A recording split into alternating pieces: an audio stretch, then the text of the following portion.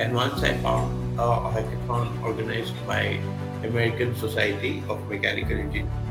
So they are like the oldest organization in the US. They were conducting a conference, and in that conference there was a hackathon. So, so I participated in that, and I think I came second in that hackathon. One hackathon where I won against MIT. So I am currently doing my master's at Columbia in computer engineering. So yeah, so I am shifting. I did my bachelor's in CS, so I'm doing my master's in computer engineering. So computer engineering is a bit towards more towards the hardware side uh, than the software side because of like the AI boom. So I was thinking like because like the software industry is affected a lot, and you know jobs in software market is quite bad, quite like people are running out of software engineering jobs, and because of the AI market, that's why I shifted to hardware. I guess hardware industry is comparatively stable than the software market, and I think it's it's better like for young generation who are studying CS in India. I think I would suggest them to uh, to study more towards like they should take more courses on embedded systems, embedded AI, how to put all those large language models in embedded systems. They should learn like C programming. These are very important skills I would suggest because I feel like if you know hardware courses like hardware languages like C, Verilog, I think it will take you more far because compared to other like software roles, because I guess software roles are getting extinct in because the at the rate which AI is advancing. So yeah, so I would suggest like to have a background in hardware as well to sustain your. Yeah, so the entry level jobs are, so there are like so many tools which have come out, right? So like you don't need someone like a web developer because like some if I am a web developer, I'm going for a job. Many like I've seen like a lot of my friends who are developers. They are in the interviews. They are being asked about how you can how you are using AI tools to develop software because tools like Cursor, Replit, you just give them the prompt and they will give you the HTML, CSS, all the files. Replit also deploys the app.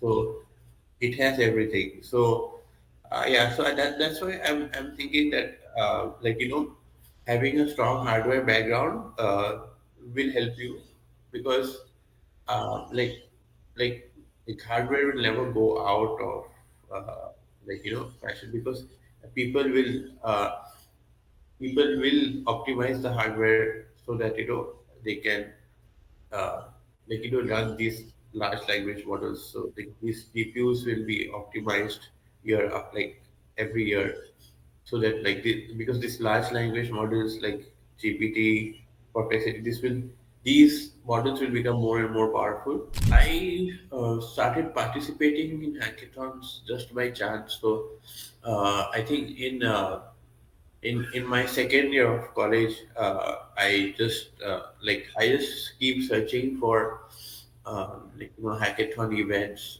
I mostly search for. I used to search for. I never used to participate like in my first year, but when I came in my second year, I used to search for links, posters, anything on LinkedIn or on the website. And once I found a hackathon organized by American Society of Mechanical Engineers. So they are like the oldest organization in the US. They were conducting a conference, and in that conference there was a hackathon. So, so I participated in that, and I think I came second in that hackathon. So after that, actually, that gave me the motivation to participate in more hackathons. So then after that, I have participated to more than like 20 hackathons, 20, 25 hackathons. I actually have won around seven. 8 hackathons from there. So yeah, so like most of my hackathons were like international hackathons. Yeah, so I think in the ASME hackathon, which was organized by American Society of Mechanical Engineers, um, I won prizes. I think in 2 consecutive years. So in the second year, I came first. So yeah, so I think I was representing my college SRM, and uh, and uh, with me there was another partner. He was from UT Austin. Yeah, so we came first, and the second team was from I think Clemson University, and the third team was MIT. I think we came first, and MIT came third. But yeah, so we never expected that we will win the competition, but we tried our best, and yeah, so like, that was a good experience. I think while starting out, you should just focus on how to participate, like just participate. Because when I started participating, I never used to win hackathons. I just wanted to participate and gain the experience. So like even if you think that I'm not that good at coding, or I don't have the skills to participate, you still should participate, because in the process you will learn how to do all the things. Because the by participating you will keep on learning. So I guess it's important to participate rather than focus on winning. So like and there was like a cyber security hackathon um, at NYU. So I think it's called Seesaw. So it's organized by Camden School of Engineering. So when I first participated in 2020, we never used to win, but I kept participating like every year, and then suddenly in 2022, they invited me to NYU to participate in person. To New York.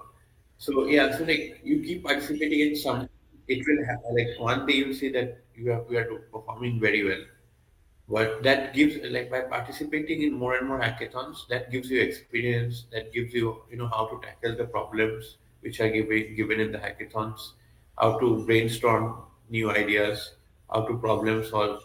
These are very important skills which will be needed in jobs as well. Yeah, yeah, I found the hackathons online. And yeah, on and like there was some, like, I don't remember, but there was like some WhatsApp groups where they used to send, like, you know, some hackathon is happening here or there.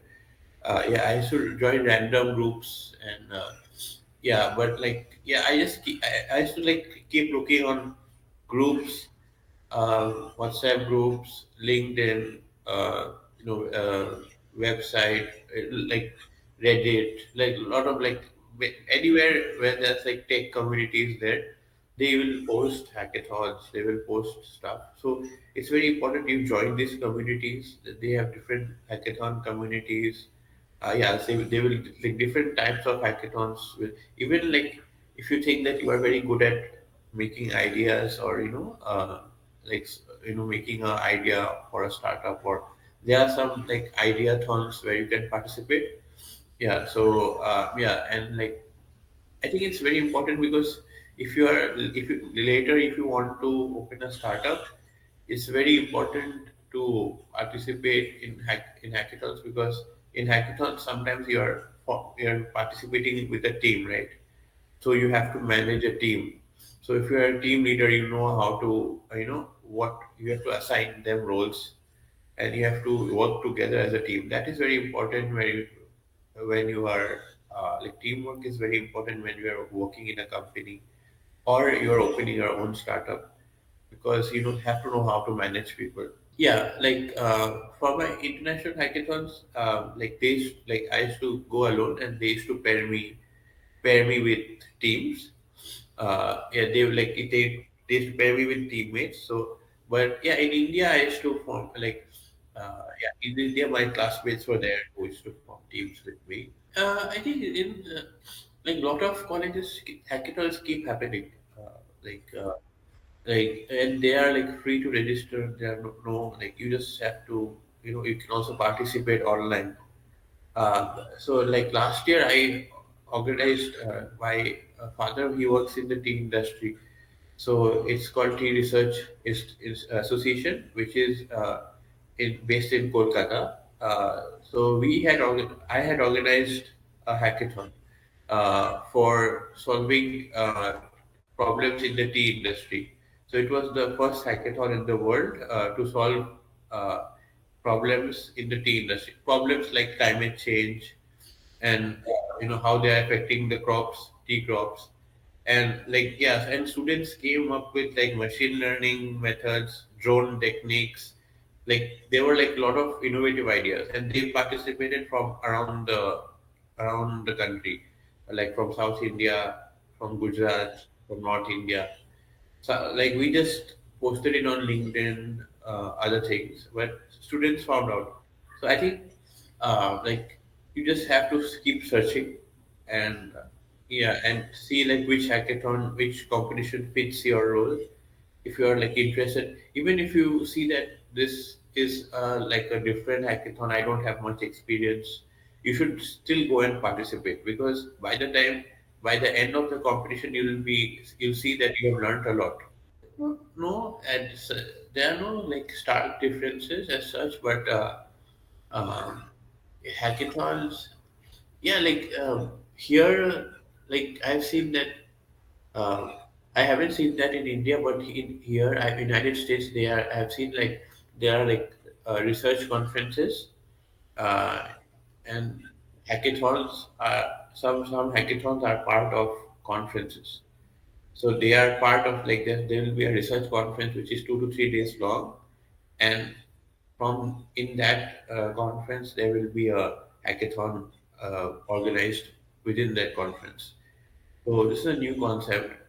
So yeah, and like I've seen like uh, there are like there are different types of hackathons here in the US. There are like hackathons which are like which are like 24-hour hackathons or 48-hour hackathons. There are like some hackathons give you like time, like a 1 week time to build something, or some will give you just like 48 hours or 24 hours. You have to be fast and build that thing in 2 days. So there are different types of like some hackathons need test your problem solving skills. They will give you a problem, a puzzle or something. You have to solve it within that time. Yeah, and like some will tell you you have to come up with an idea, and then you have to solve that idea with like a with anything, with an algorithm, or a model or something like that.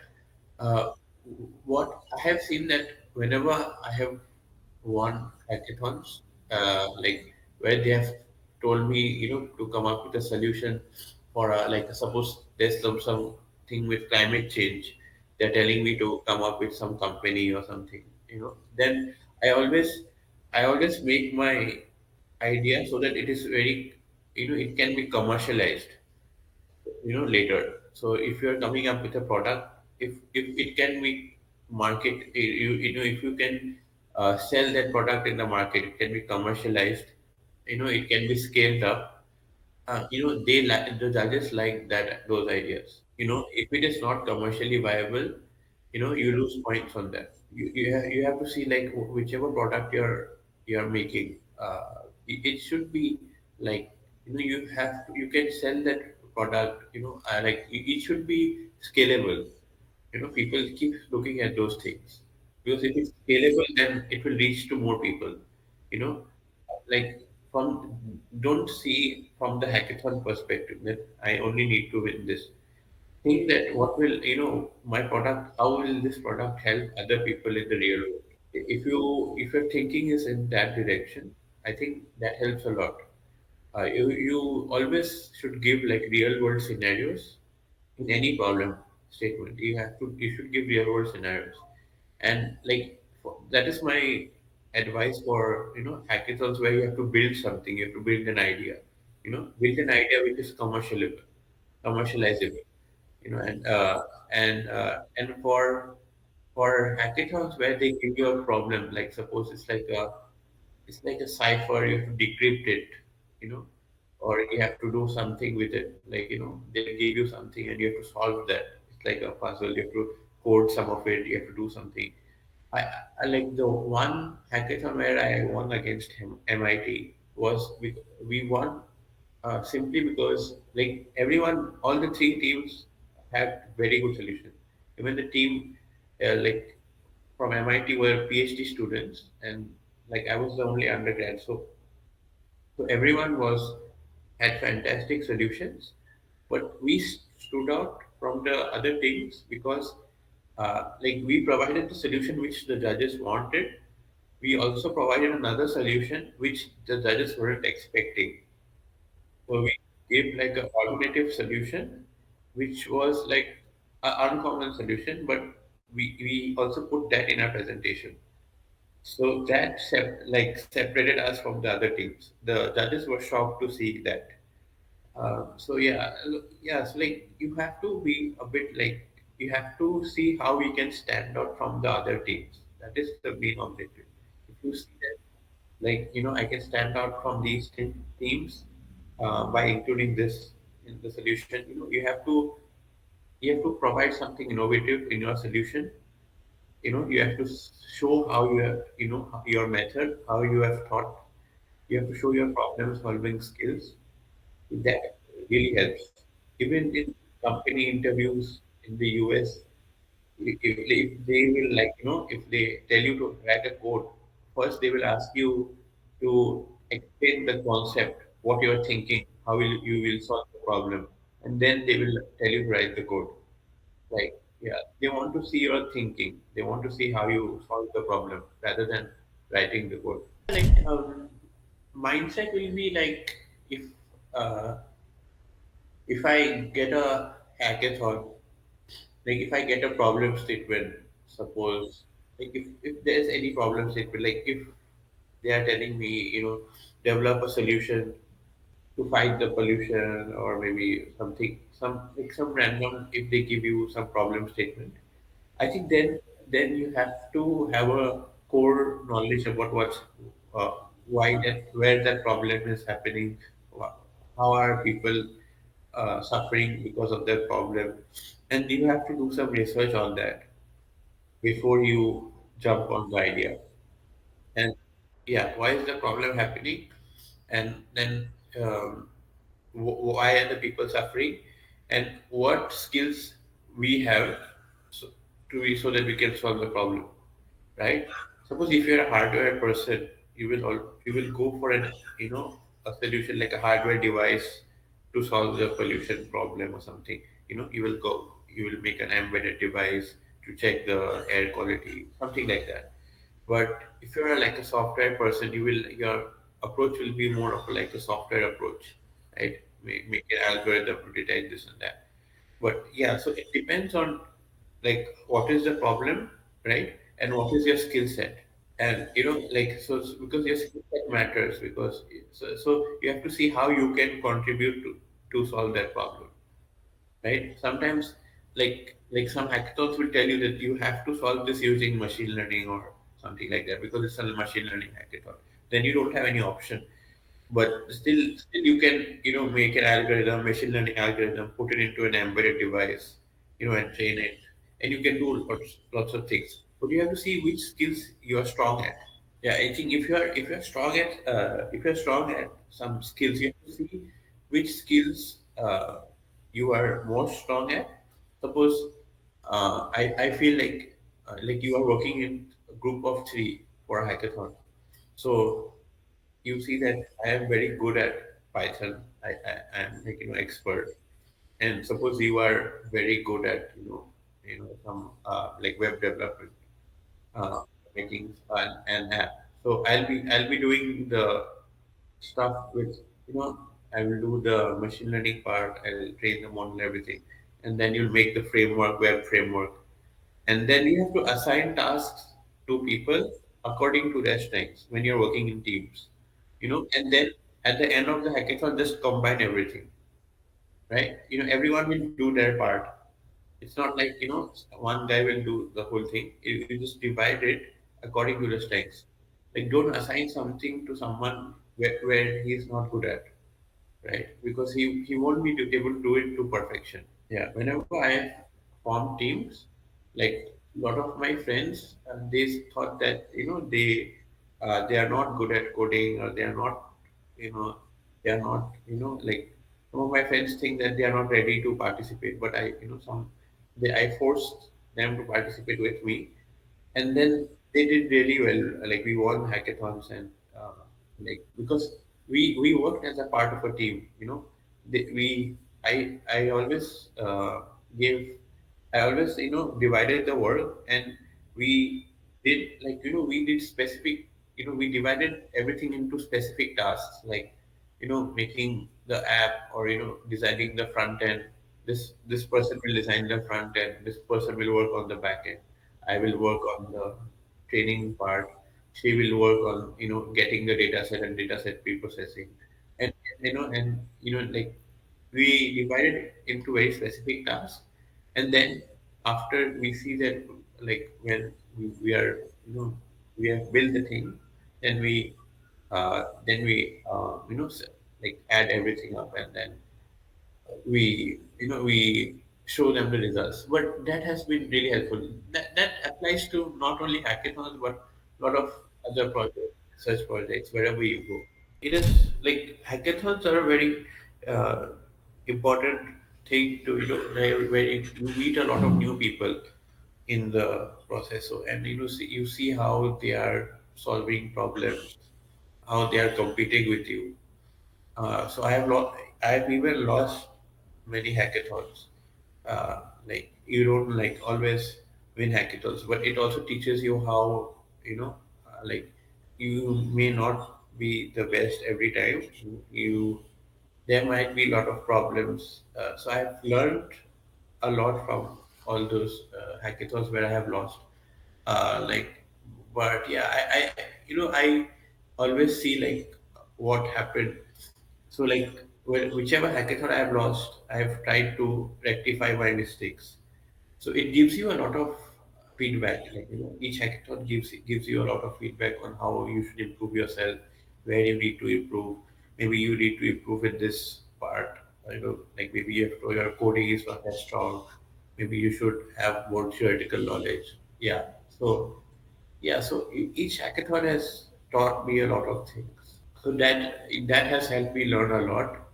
And, like, my overall academic journey as a whole, I have seen that uh, it has taught me how to solve problems. Like, I've seen, like, because, like, whatever you're learning in class, uh, like, I always think that if it can be applied in the real world, like, if you can use that skill, and um, help anyone.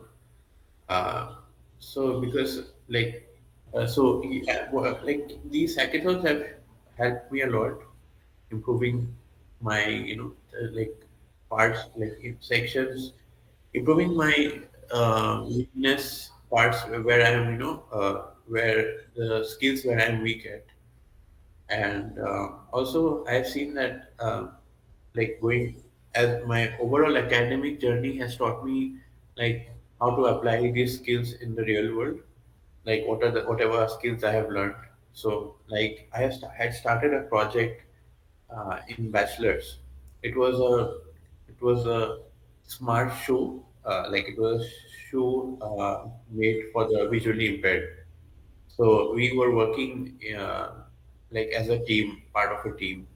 Uh, we got some funding, and then we also we went to a hackathon with that idea. But we lost that hackathon. It was a hackathon organized by La Trobe University in Australia, and we thought that we'd win the hackathon. It's such a good idea, but there were other teams which had far better ideas, because that hackathon, they gave us 6 months to complete the project. 6 months is a lot of time, but although we made the prototype, it was not working. according to the needs.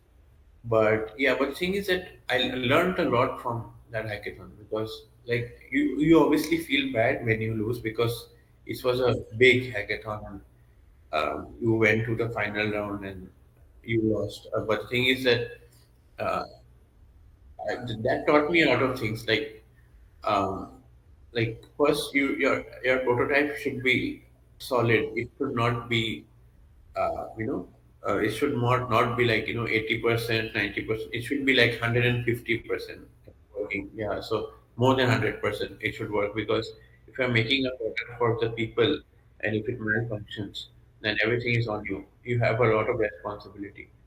So like so after that, I didn't get like I came for my master's. So all my friends who were working on that project, they went separate ways. They are working in big companies now.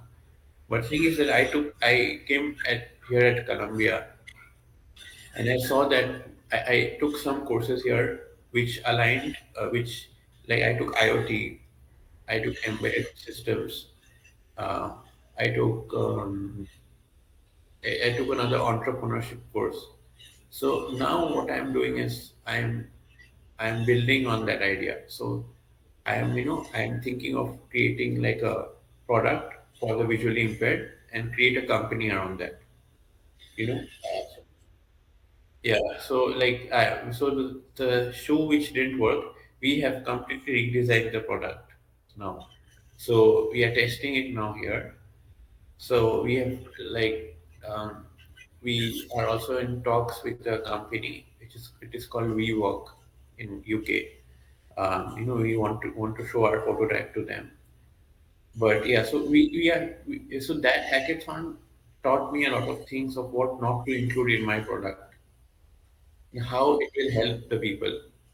I also went to Blind Persons Association in Kolkata. I interviewed everyone. I interviewed like many blind people, and I got their feedback. I wrote their feedback in a notepad. I collected what they want, what they don't want, and then I noted everything because like there's a quote by Steve Jobs, right?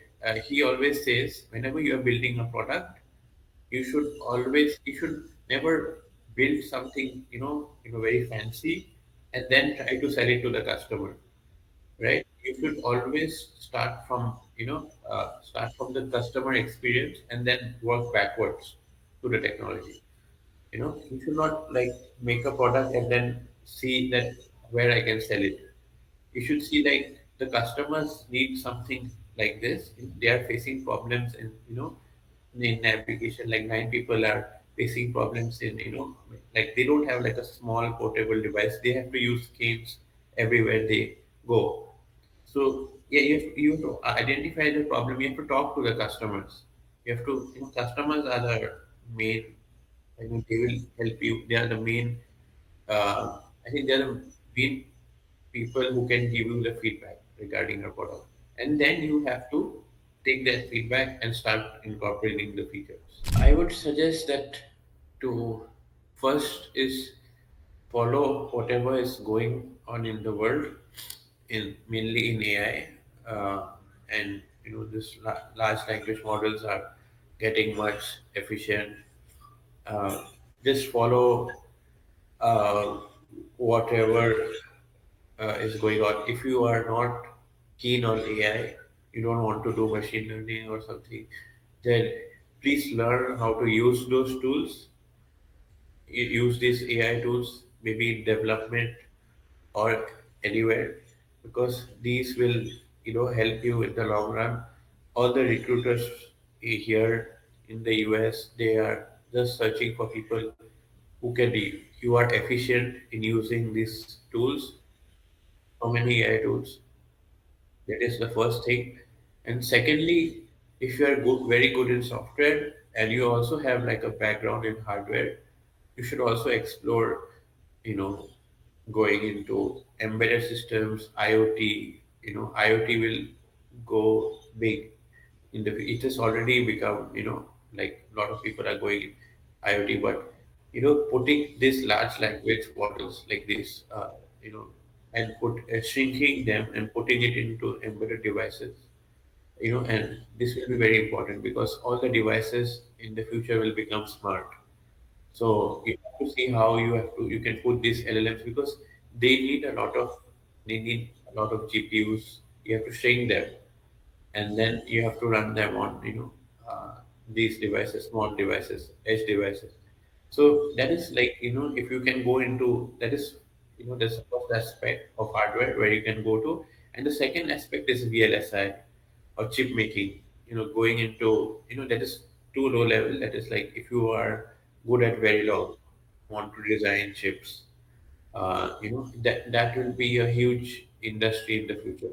Like it is still huge, but it will keep on growing and growing because like these and language models need to be trained on this efficient chips, right? Like there will be more requirement of hardware engineers like there is a requirement now, and it will keep on increasing in the future.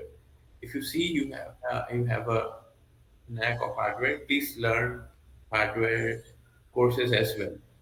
Because I didn't learn anything related to hardware. My bachelor's was more towards software engineering. But now I feel that I should have learned more about hardware courses. Although it's very tough, but you should have a knowledge going forward in the future.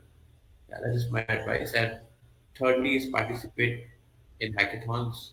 You know, and suppose if you are participating in too many hackathons and you see that you have an idea which is really good, it can be made into a startup. And you don't wait. Like go to some Y Combinator. There's a lot of competitions. There are a lot of Y Combinators going around in India where you can pitch your idea to investors, right? And if the investors like your idea, they can invest your prototype. You just have to work in your prototype. You have to show them a working prototype. And if someone can invest in your idea, you can start with your business. You should because India needs like startups, more and more startups in LLMs, embedded devices, and so that we are more efficient. So whatever you are, I would say like to conclude, whatever you're learning in class, make sure you're interested in that subject. Make sure you like whatever you're learning in class. Make sure you come back and explore in depth what's going on, in that area, in that sector. you know uh, don't go like just go through the slides or the course material. You have to go beyond that. You have to go through some research papers. You have to see what's happening, like from the last 20 years, what has happened in the field, you know and maybe like if you are interested in chip making, maybe read some books. Like there's a very good book called Chip War, uh, about how different countries are you know uh, entering the chip race because this is like a yeah. So that's a very good book if you want to interested in chips and hardware. Currently, I'm working on like project which I told you. It is a assistive device for the visually impaired. I'm working on that. So we are like incorporating a lot of features, and also like we are also incorporating LLMs, large language models. So yeah, so we are working on that prototype, and we are also seeing how to pitch this idea to investors here so that we can make it into a startup. Like I've come here to the US because like to gain more exposure. Uh, yeah, and maybe I also plan to work here for a few years if I get a job. And yeah, so and the current market scenario is quite bad, the job market. Yeah, you have to be very good. Uh, but still, I'm hopeful. If I get a job, I plan to work, and maybe after working a few years, I plan to gain some experience, and then start my own company. Yeah, like a company which contributes more to the society. So I want to go back to India uh, and start my own company in India. And uh, I saw your some of the things which you post about hackathons. What are like some videos, YouTube videos, which are there were some YouTube videos. Yeah, like there's some like skills which people can learn. So I think this is their channel is helping a lot of young students. I also shared some reels, some of your reels to my young brother, who's my cousin, who's studying engineering in India. Yeah, so yeah, so I think these videos which you are sharing, like these resources, these are helping a lot of young students. I think you should continue your work, and keep posting this stuff. I think so that, it will reach more and more young students, and you can also help yourself, and you can also help young students. I think this is a very good work which you're doing. So that's why I reached out so that if I can help your page in any way possible. That's a very good thing, and I think you should. I think your page will grow now. You should keep growing your page, get more followers, and you should keep doing that continuously, and also in work on your skills. Like do that both simultaneously.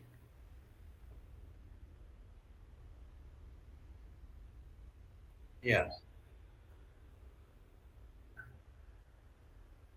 yeah, yeah, sure. And you should also there's another. I think he's working on in tech. His name is Varun Maya. So yeah, so you can search him. He in the last 1 year he has interviewed, I guess, Sam Altman. He has interviewed Satya Nadella, Microsoft CEO. He's interviewed Sundar Pichai. Yeah, so he's really into tech and he's working in a lot of startups and companies. He's also investing. So his name is Varun Maya. You can search on Instagram. So yeah, he also is making content regarding like everything which is happening in the tech sector. So you should follow him and get everything, latest updates, feedback. Are you like planning to do engineering? Okay. Okay. I have you already joined? Oh, okay. So yeah, keep in mind whatever I told you. Like if you are like want to go like take some hardware courses as well. Yeah. Yeah. Yeah. So make sure you start hackathons, participating in hackathons. Even if I have any hackathons, I can forward it to you. Like even if there are hackathons happening here in the US, I can just share. You can also participate. Sure, sure, sure. Thank you so much.